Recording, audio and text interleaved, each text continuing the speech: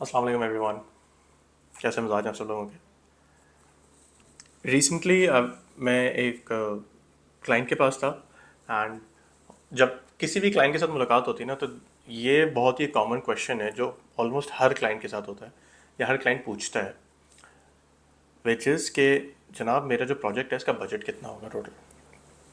और मैं काफ़ी वीडियोस में एक्सप्लेन कर चुका हूँ, मैंने समझाया है कि देखें बजट नहीं दिया जा सकता। कोई भी अगर आपको बजट दे रहा है वो प्रोफेशनल नहीं है।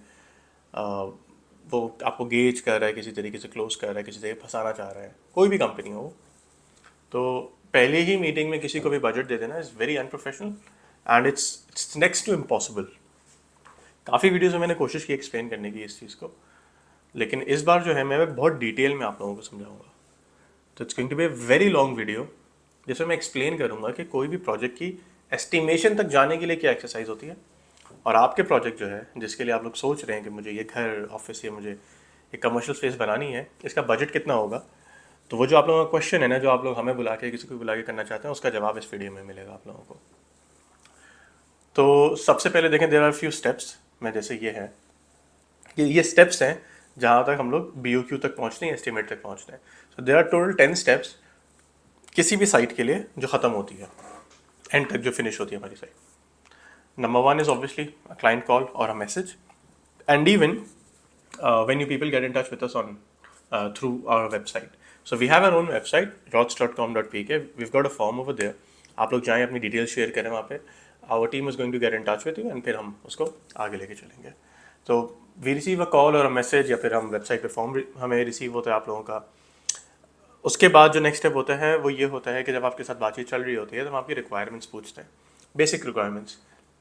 कि for example if it's your home, तो हम पूछेंगे करंट कंडीशन क्या है घर की, टोटल बेडरूम्स कितने हैं, क्या चाह रहे हैं आप करवाना, कंप्लीट रिवैम्प करवाना चाह रहे हैं आप लोग। यूजुअली ये होता है, ज़्यादातर हमारे जो क्लाइंट्स आते हैं ना वो होते हैं कि चल दैट साथ were shifting to a new place, और हमें पूरे घर का ना इंटीरियर करवाना है, फ्रेश फर्नीचर चाहिए, हम पुराना कुछ भी नहीं लेके आना चाह रहे हैं।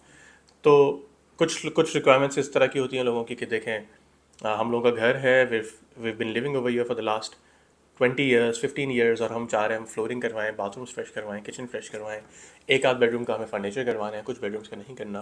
तो इस तरह के लोगों की रिक्वायरमेंट्स आती हैं। और जब ये रिक्वायरमेंट्स चल रही होती है तो मैं लोगों से रिक्वेस्ट भी करता हूँ कि यार कुछ फोटोग्राफ्स भी आप शेयर करें हमारे साथ, हमारी टीम रिक्वेस्ट करती है। सो फिर होता ही है कि लोग शेयर करते हैं फोटोग्राफ्स वीडियोस कि this is the current condition and this is what we want to get done over here. ये हमारे साथ शेयर करते हैं लोग। तीसरा स्टेप होता है हमारा साइट विजिट का। तो अक्सर जब हम लोगों से रिक्वायरमेंट्स भी पूछते हैं ना, तो लोग कहते हैं कि देंगे रिक्वायरमेंट्स हम क्या बताएं, आप साइट विजिट तो करें।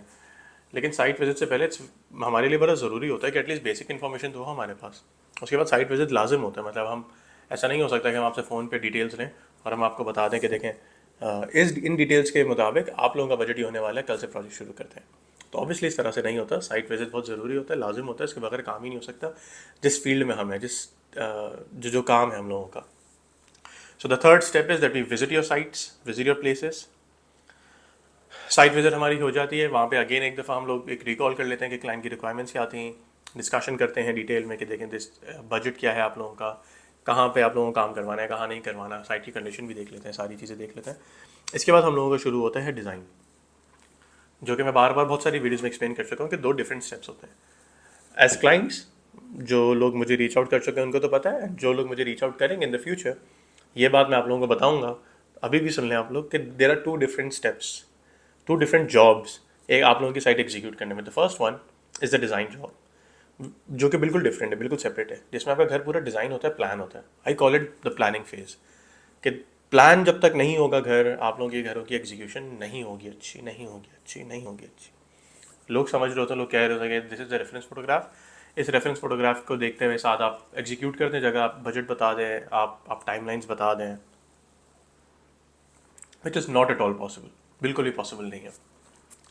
प्रोफेशनली अगर आपको साइट एग्जीक्यूट करनी है, लेकिन एक टाइम था जो ठेकेदारों को बुला के लोग करवा लेते थे, बट अब अगर आपको प्रोफेशनली साइट एग्जीक्यूट करनी है और बजट बचाना है, जिससे मेरी मुलाकात होती है, मैं बताता हूँ कि अगर आप लोग प्लानिंग नहीं करवाएंगे, आपके बजट में लीकेजेस बहुत ज़्यादा होंगे और आपको पता नहीं होगा कि आप लोग एग्जीक्यूट क्या करवाने जा रहे हैं।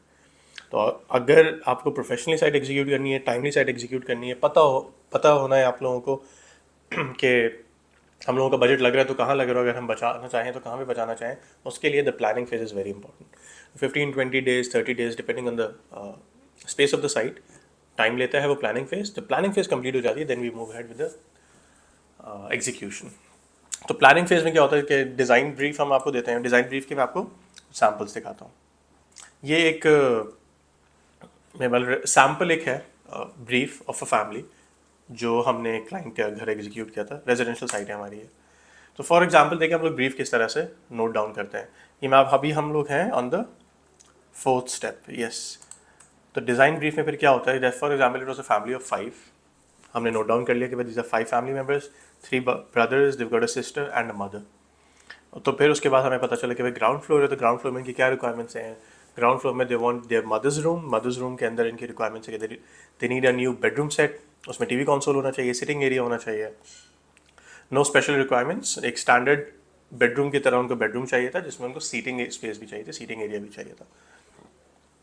लाउंज, उनको प्रॉपर लाउंज सेटअप चाहिए था क्योंकि जो उनका घर था उसमें ना लाउंज का लेआउट थोड़ा सा मज़ेदार नहीं था। नई कंस्ट्रक्शन थी, ठेकेदार ने तो अजीब सा बनाया था वो। तो वो चाह रहे थे कि लाउंज का सेटअप बड़ा मज़ेदार हो, बिकॉज जब उनकी फैमिली यूजुअली साथ में बैठती है, दे एन्जॉय टी टुगेदर। ये फैमिली टाइम जो उनका यूजुअली होता है वो लाउंज में ही होता है। तो उनको प्रॉपर लाउंज सेटअप चाहिए था। A normal drawing room as usual, they had a drawing room space, जितनी मैक्सिमम कैपेसिटी हो सकती है उस ड्राइंग रूम की वो चाह रहे थे वो हो। तो इसी तरीके से ना फॉर एग्जांपल किचन है। अब देखें हम लोगों ने ब्रीफ जो पूरा नोट डाउन किया उसमें क्या लिखा हुआ है कि जो किचन है वो बिल्डर कंडीशन में था, कि क्लाइंट जो है वो किचन को चेंज नहीं करना चाह रहे थे। जो बिल्डर कंडीशन में था वैसे ही दिया हमने। वो चाह रहे थे किचन को आप चेंज ना करें, क्योंकि जब हम किचन को चेंज करने जा रहे थे तो उनका बजट बहुत ज़्यादा ऊपर जा रहा था। तो बजट को देखते हुए किचन को उन्होंने माइनस कर दिया था। So this is how we note down the requirements, कि क्लाइंट की रिक्वायरमेंट्स क्या है। डिज़ाइन ब्रीफ जो हमें मेनली मिलता है ये पूरा हमें मिल जाता है। इन जनरल हमें सारी चीज़ें ले लें कि भाई वो लाउंज जो है हमने किस तरीके से केटर करना है, किचन हमने किस तरीके से बनाना है, डाइनिंग टेबल कितने लोगों की होनी चाहिए, और क्या है। For example the client wanted soft design for the terrace as well. Terrace में उनको कोई लैविश टेरेस स्पेस नहीं चाहिए थी, कुछ उनको परगोला वगैरह वहाँ पे इंस्टॉल नहीं करना था, but they wanted a decent space यहाँ पे एटलीस्ट कुछ नहीं तो एटलीस्ट दोस्तों की या फैमिली मेम्बर्स की बारबेक्यू पार्टी अगर वो करें तो एक बारबेक्यू पिट का कॉर्नर बना हुआ हो, एक सिंक कहीं पे हम इंस्टॉल कर दें जहाँ पे हाथ धो सकें, सीटिंग एरिया डिसेंट हो। तो उस तरह का वो चाह रहे थे, सॉफ्ट डिज़ाइन चाह रहे थे, कोई लैविश नहीं चाह रहे थे ऑन द रूफ टॉप। सो हमने ये चीज़ को नोटिस किया, इस चीज़ को नोटिस किया। यहाँ पे मैंने एग्जाम्पल लिए एक रेजिडेंशियल साइट की। इसी तरह से होता है एक ऑफिस स्पेस की, इसी तरह से होती है एक कमर्शियल स्पेस की। अब अगर आप सोचें हम लोगों का एक है ऑफिस स्पेस है, मैं एग्जांपल ले लेता हूँ, जैसे पारसा टावर्स में अभी हम 2500 स्क्वायर फीट का ऑफिस बना रहे हैं। उसमें उनकी रिक्वायरमेंट्स क्या थी, that he the client wanted to accommodate 40 to 45 employees over there. उनको 2 मीटिंग रूम्स चाहिए थे, 2 एग्जीक्यूटिव रूम्स चाहिए थे।